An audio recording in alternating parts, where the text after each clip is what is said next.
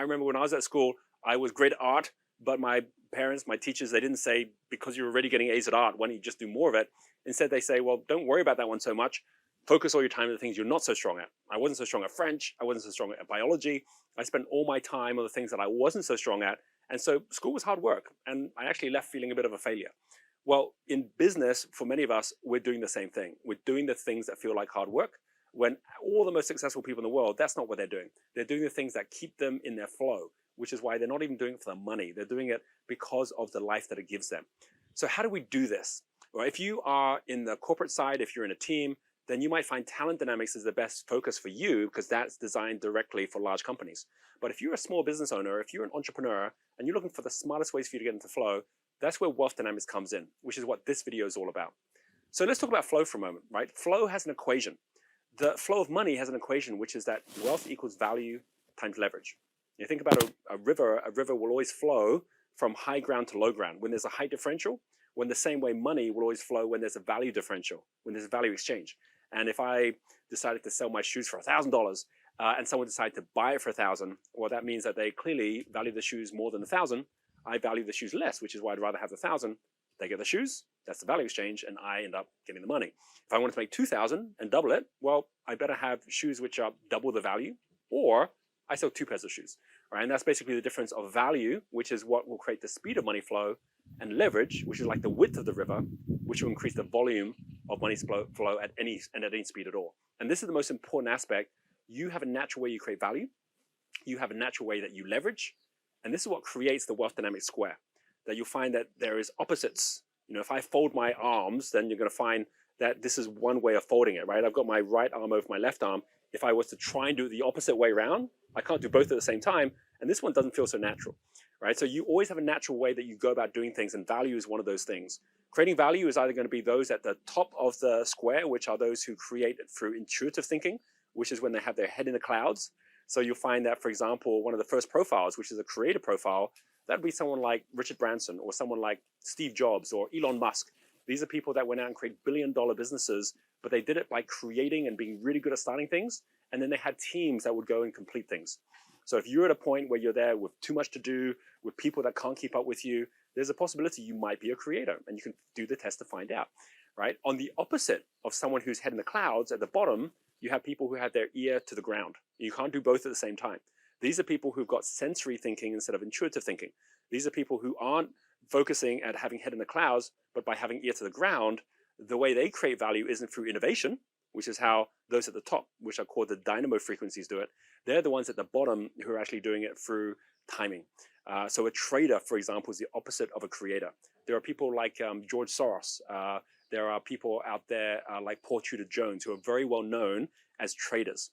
There are women who are very famous traders. So for example, someone like Mother Teresa, who's always looking at the sensory side of things, was a trader, and so is someone like Melinda Gates, Bill Gates' wife, who basically is very pivotal in their foundation and very sensory at where they're actually putting their money.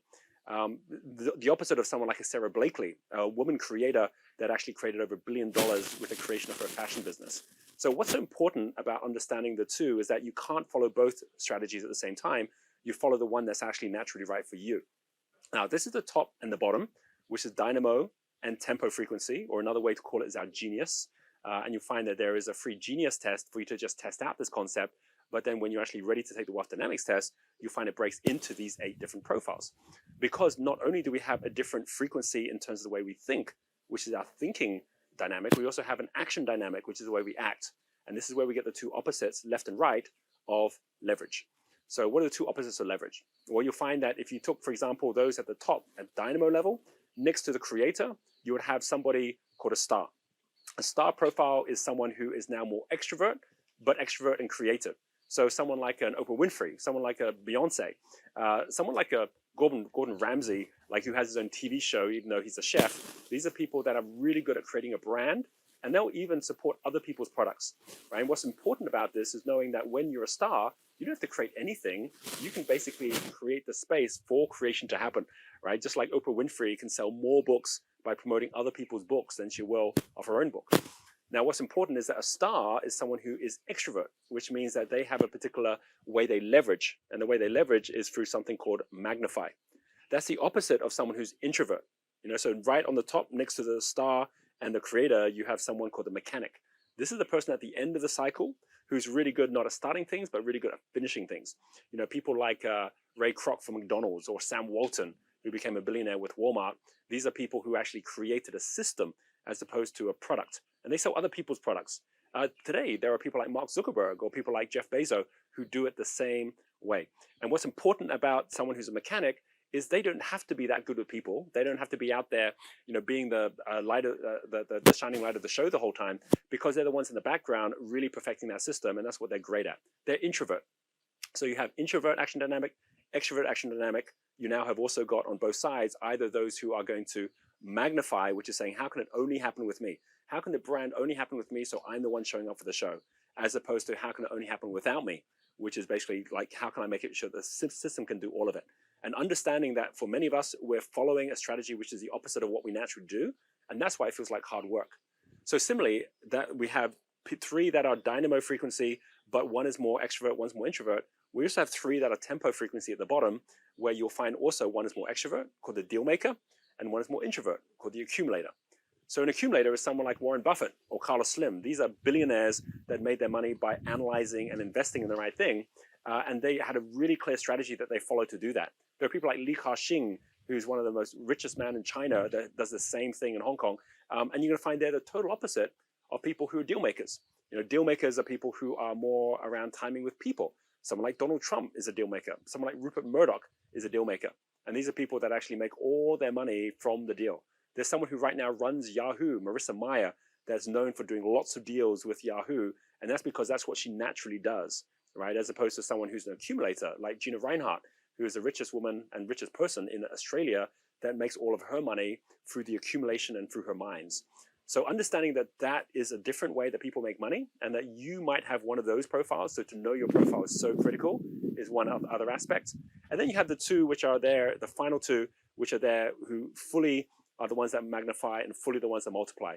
The leaders, the ones we call supporters, are people who are on the blaze side between the star and the deal maker. And this is someone who is really good at leading people. People like Meg Whitman, who led eBay, or people like Jack Welch, who led General Electric. These are good examples of leaders who never had to start their own business. They're really good at leading other people's business. And then you also have the people that are the opposite of the extroverts, great with people, who are the introverts, great with systems. And you have the lords, just like a landlord. They're making money from the cash flow. So someone like a Rockefeller or a John Paul Getty used to make it in the oil industry. Now today you have the likes of Larry Page and Sergey Brin who actually make it in the online industry. And understanding again, they're just doing it through a better process and a better way for cash to flow that's allowing them to make money in a way that someone on the supporter side is doing it through the teams and the connections that they have. 8 profiles in total. And what's so different about this profiling system compared to other personality systems is that this links directly to time. You can actually take these 4 different frequencies, the 4 geniuses, dynamo, blaze, tempo, and steel, and you can relate them to the 4 different seasons: spring, summer, autumn, and winter. And the reason that's so important is all businesses go through a cycle, all teams go through a cycle, and so do all industries. So by knowing that your winning formula, what might be working for you today, may not work for you next year because the cycle continues to grow and change. Knowing that what could have been working for you 3 years ago is no longer working and wondering why, and realizing it's because the wave has changed and it's now time to change leadership or even change what you're doing within your business. This allows you to always stay in flow and understand that this synchronizes directly with time. And then the other aspect is the fact that when you link it also to the energies, the frequencies that we find if we go back in time to the Chinese elements, if we go even to the Western elements, and you find that each of these also has a link to wood, which is the energy of those who love to grow, which are the dynamo energies, of fire that has the energy of wanting to glow, which are the extroverts, of the tempo earth energy, which are those who want to slow, which is your tempo energy, and then you've got the steel energy or winter, which are those who need to know. And they're asking a different question, which is what or who or when or how, which is why they're so good at creating, at people, at timing, or at the detail. By understanding this and knowing that there's a 5th element, which is the one that links all of this together, the water element, which is the flow, is the one that actually allows us to get to our entrepreneurial spirit. That's the real power of this entire system. It allows you to have a dialogue and a vocabulary that you can be using together with everyone in your team and with your partners. And when you join our community, you're going to find there's hundreds of thousands of entrepreneurs all around the world that are focusing at following their flow and allowing you to follow yours as well.